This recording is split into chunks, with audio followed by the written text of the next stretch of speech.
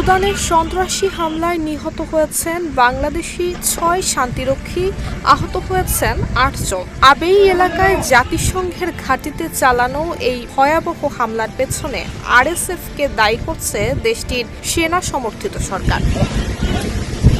এই ঘটনা বিশ্ব মহলে জন্ম দিয়েছে তীব্র নিন্দার। কড়া বার্তা দিয়েছেন জাতিসংঘ মহাসচিব আন্তোনিও গুতেরেস।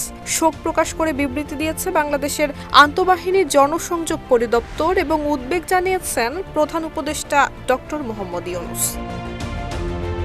হামলার তীব্র নিন্দা জানিয়ে দেয়া বিবৃতিতে প্রধান উপদেষ্টা বলেছেন, শান্তিরক্ষীদের উপর হামলা আন্তর্জাতিক শান্তি এবং মানবতার বিরুদ্ধে গুরুতর অপরাধ। তিনি জাতিসংঘ এবং আন্তর্জাতিক সম্প্রদায়কে শান্তিরক্ষীদের নিরাপত্তা আরও জোরদারে কার্যকর পদক্ষেপের আহ্বান জানান। নিহত শান্তিরক্ষীদের মরদেহ দ্রুতই দেশে ফিরিয়ে আনা এবং আহতদের সুচিকিৎসা নিশ্চিত করতে বাংলাদেশ সরকার জাতিসংঘের সঙ্গে ঘনিষ্ঠভাবে যোগাযোগ চালিয়ে যাবে বলেও বিবৃতিতে উল্লেখ করা হয়।